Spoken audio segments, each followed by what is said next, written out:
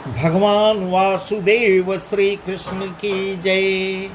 ओम नमो भगवते वासुदेवाय। ओम नमो भगवते वासुदेवाय।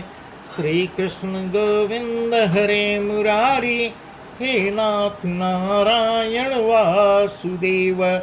श्री कृष्ण गोविंद हरे मुरारी, हे नाथ नारायण वासुदेव।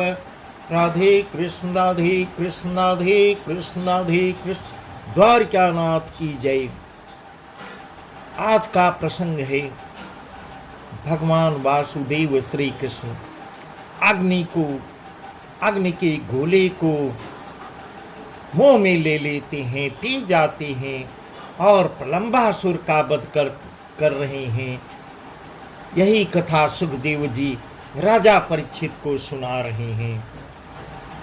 जब काली नाग को की कथा सुनाए सुखदेव जी, तब राजा परीक्षित जी ने सुखदेव जी से पूछा कि महाराज, काली रमणक द्वीप छोड़कर यमुना में क्यों आया था कालिया नाग? इस प्रकार कह रहे हैं, सब मुझे समझा कर कहो, मुझे विस्तार से बताओ। तब श्री सुखदेव जी कहते हैं, हे राजन, रमणक द्वीपों में हरि का वाहन गरुड़ जो है, गरुड़ रहता था, सो अति बलवान है।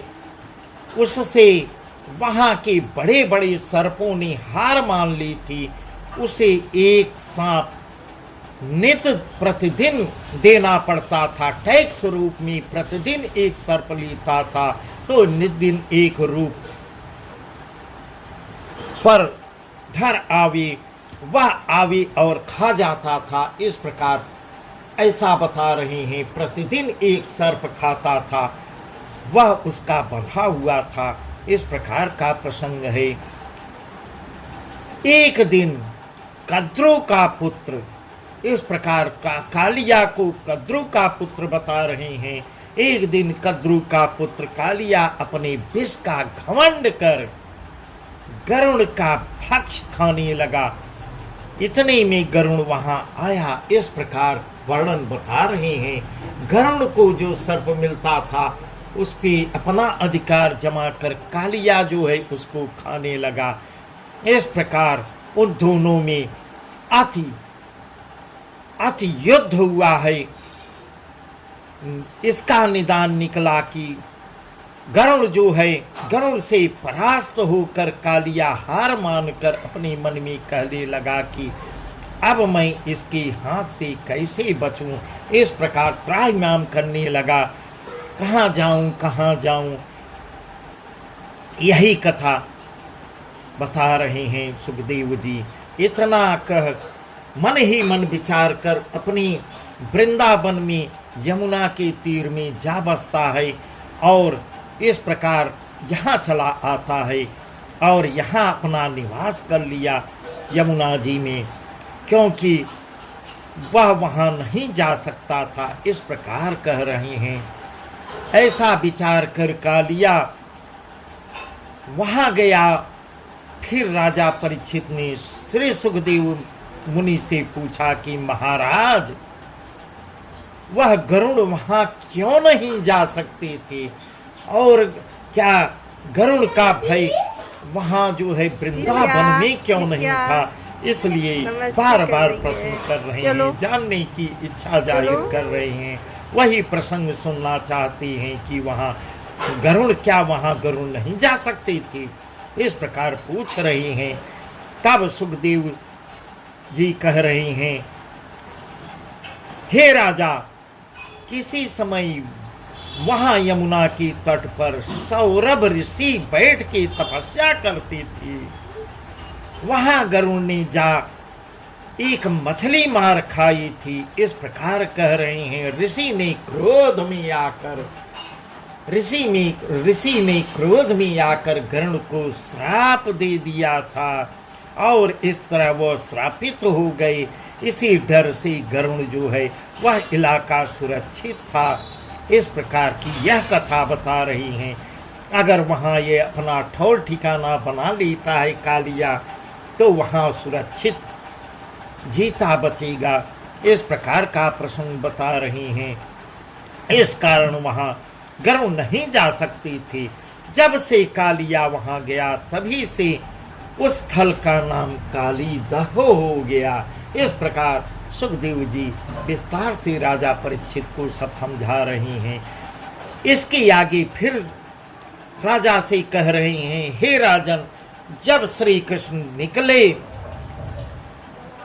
जमुना से बाहर निकलते हैं, तब नंद यशोदा ने आनंद कर उसके आगे का प्रसंग बता रहे हैं। कालिया का घमंड नष्ट करके जब यमुना से बाहर निकलते हैं, तब यशोदा माँ नंद जी आनंद कर बहुत सा दान पुण्य किया।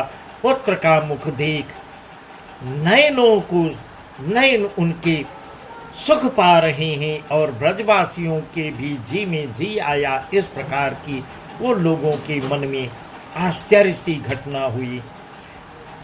इसी बीच में शाम हो जाती है, तो आपस में कहने लगे कि अब दिन भर के हारे थके भूखे प्यासे घर कहाँ जाएंगे, आज की रात हम यहीं बिताते हैं। ऐसा प्रसंग बता रहे हैं। और भोर होगी तब हम अपने गांव को चलेंगे। इस प्रकार का वर्णन है। आधी रात बीत जब गई, भारी कारी आधी जब भई। आधी रात बीत जब गई, भारी कारी आधी जब गई। दावाग्नि लगी चहुर, अति झारवरी वृक्ष बन ठोर। इस प्रकार कह रहे हैं, दावाग्नि आग लग जाती है। भोर आग लगते ही सब चौंक पड़े और घबरा कर चारों ओर देख कर हाय हाय पसार पसार पुकारने लगे, हे कृष्ण, हे केशव, हे माधव, हे कृष्ण, हे सखा। इस प्रकार की आवाज आ रही है। अपने आप आग की लपटें दिखाई देने लगती हैं। इस आग से भेग से बचाओ, यह तो क्षण भर में हम सबको अग्नि जला डालेगी, भस्म कर डालेगी।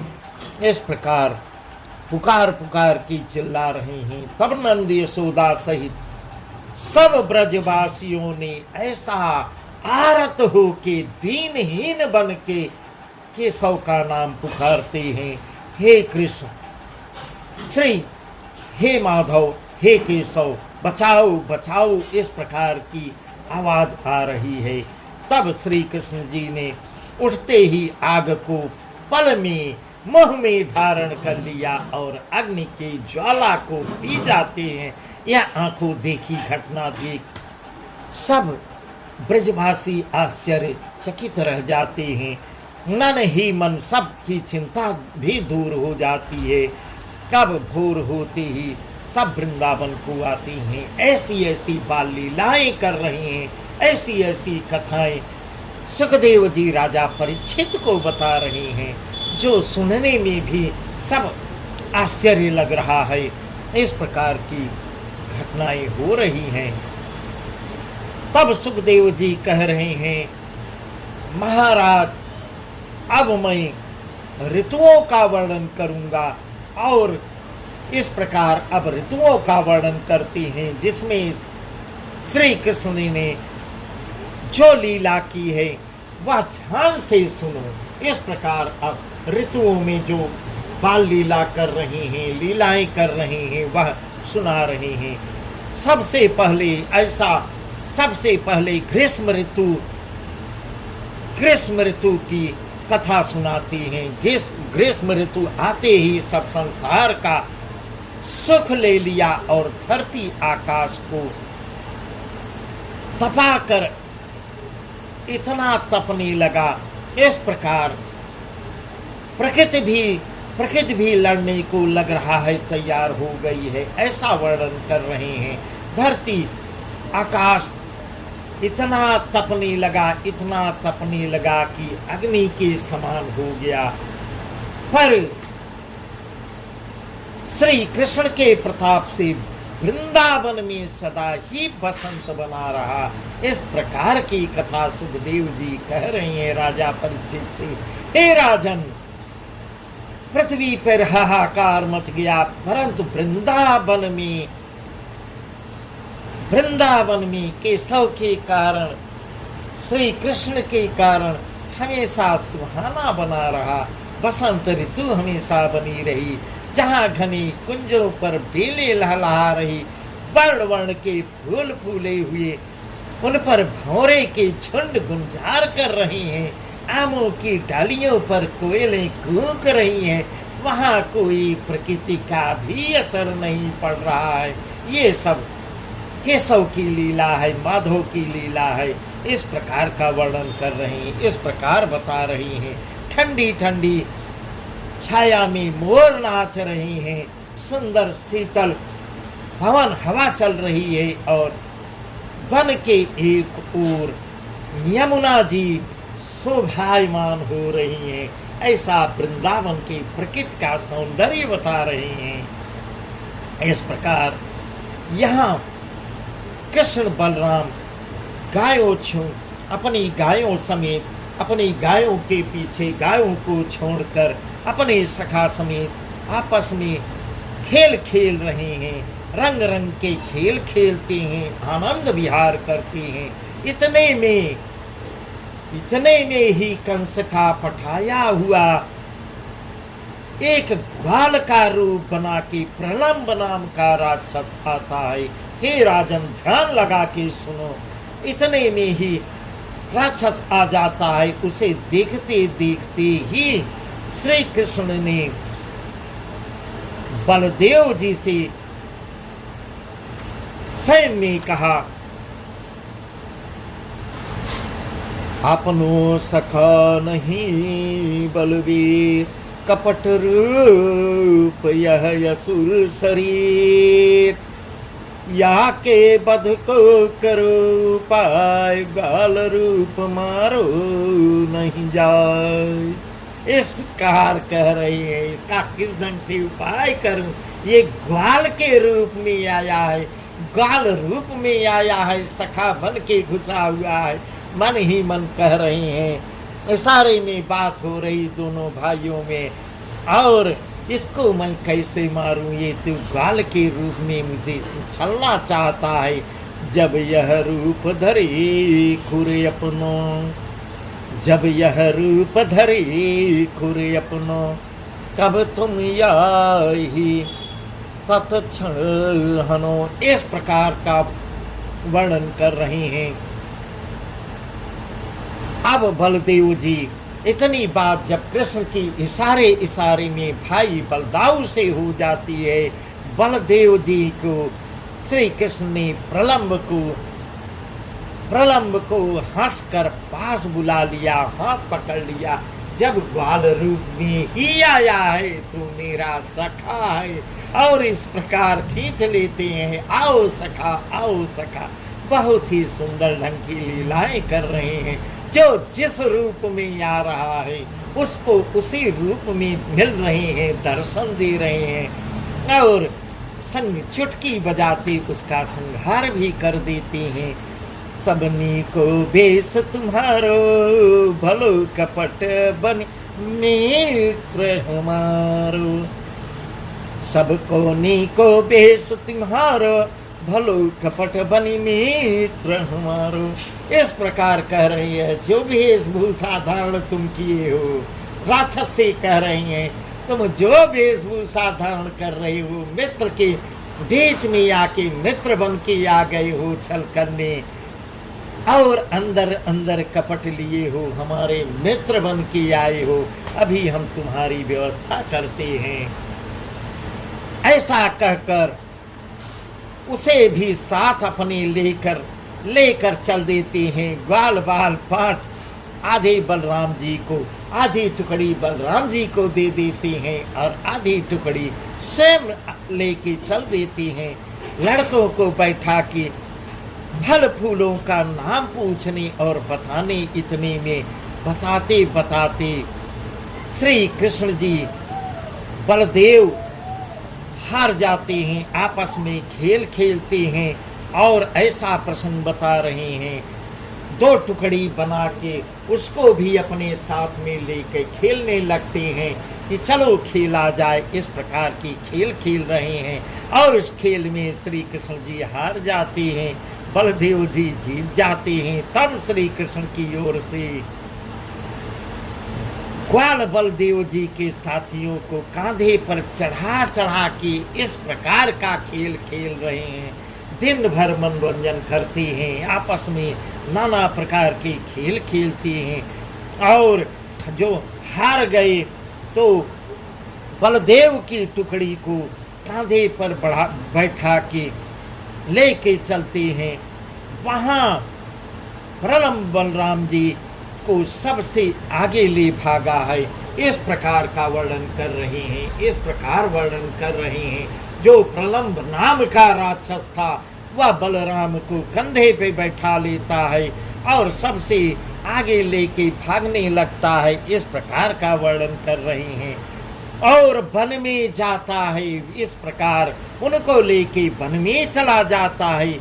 अपनी शरीर को फिर राक्षसी रूप में ले आने लगा। अपनी शरीर को इतना बढ़ाया उस पर उस समय उस काले काले पहाड़ पर बलदेव जी ऐसे शोभायमान थे जैसे श्याम घटा पर चंद्रमा और कुंडल सी की दमक बिजली सी चमकती थी। इस प्रकार कह रहे हैं। तो बलदेव जी भी अपना आकार बढ़ाने लगे राक्षस के साथ और उस पे अपना वजन डालने लगे। इतना बढ़ा लिए अपनी आकार को इतना बढ़ाए हैं।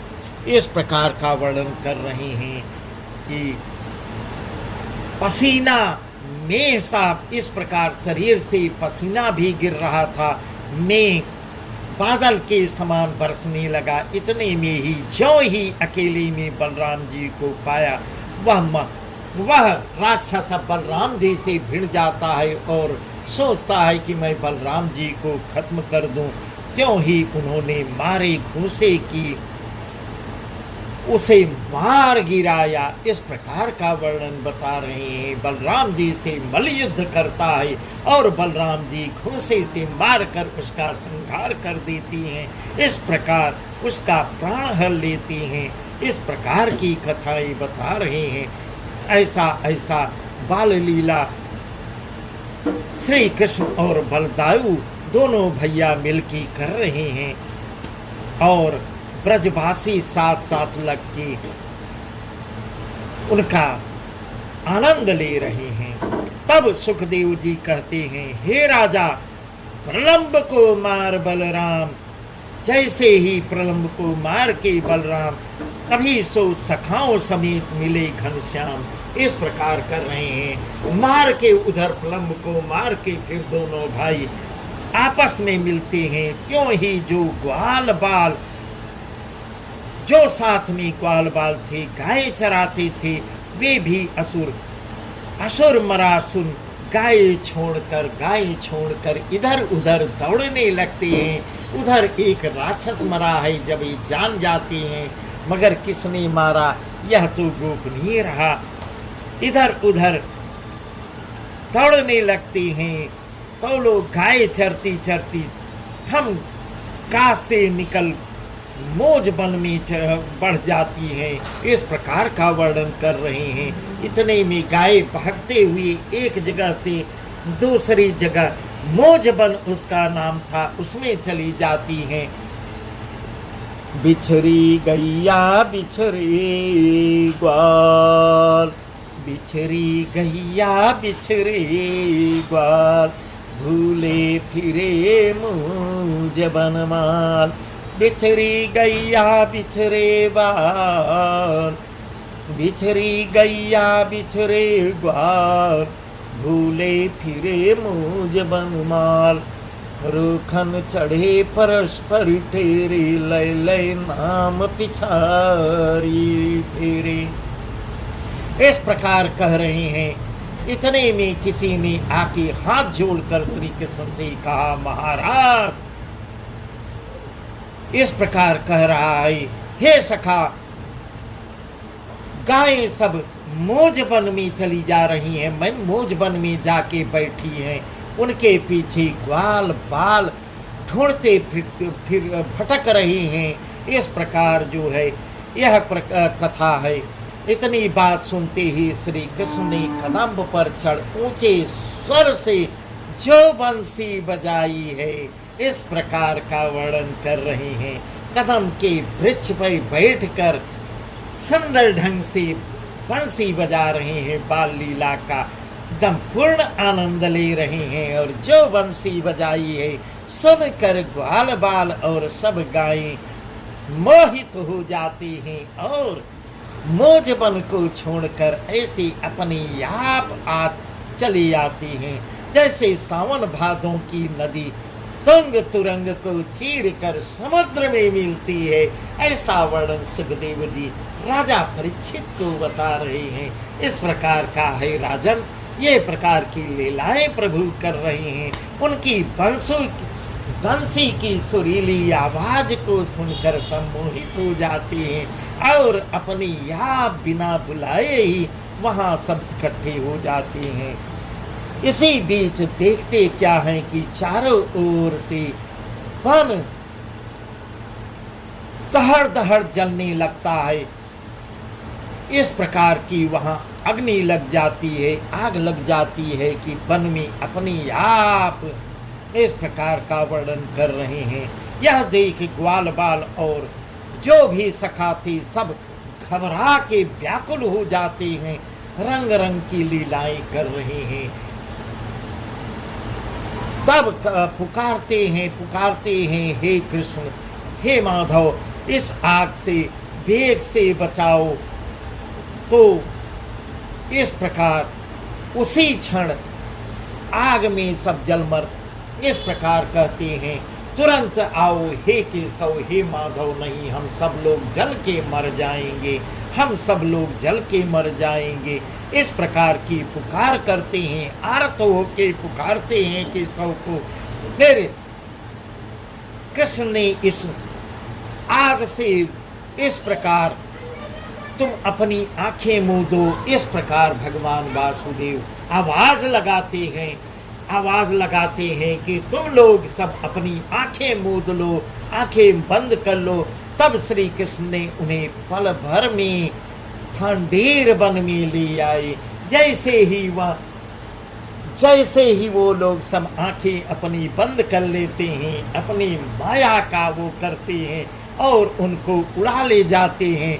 और भांडेर इस प्रकार का वर्णन कर रहे हैं, उनको उठा के सब मित्रों, सब गोप सहित गायों समेत भांडेर वन में चली आती हैं। तब कहा कि अब आंखें खोल दो, अब आंखें खोल दो। यह प्रभु भगवान वासुदेव श्री कृष्ण की जय, यह उनकी लीला है।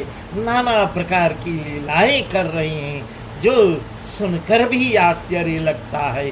ग्वाल ग्वाल खोल दृग कहे निहारी, ग्वाल खोल दृग कहे निहारी, कहाँ गई वह अग्नि मुरारी। इस प्रकार ग्वाल बाल भी कह रहे हैं, जब आंखें खोलते हैं तो कहते हैं कहाँ गई वह अग्नि मुरारी।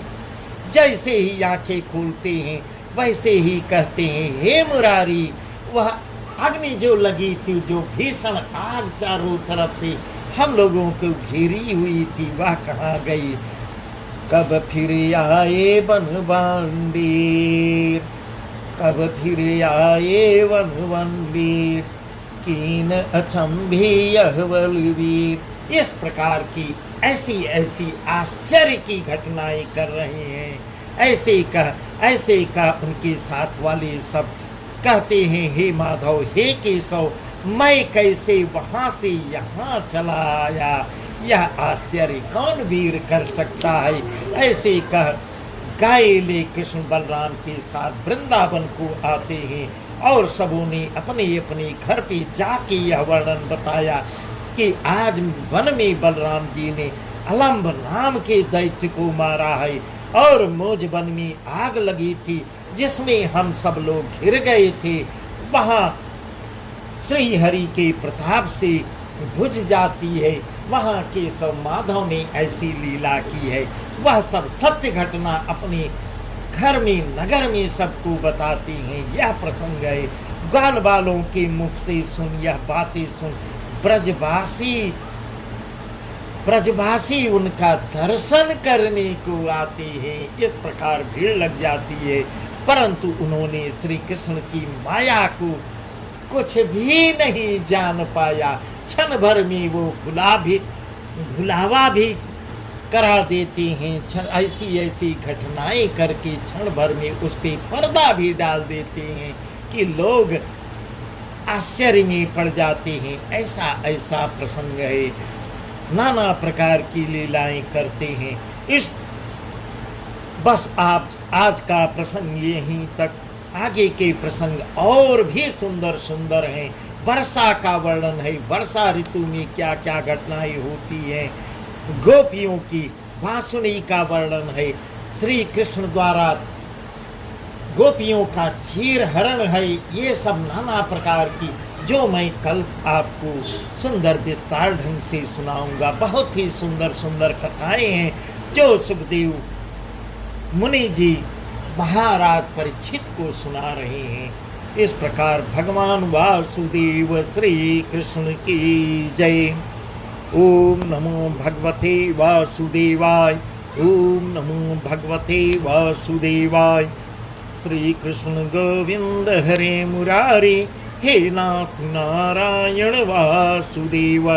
श्री कृष्ण गोविंद हरे मुरारी, हे नाथ नारायण वासुदेव। राधे कृष्ण राधे कृष्ण राधे कृष्ण राधे कृष्ण। द्वारकानाथ।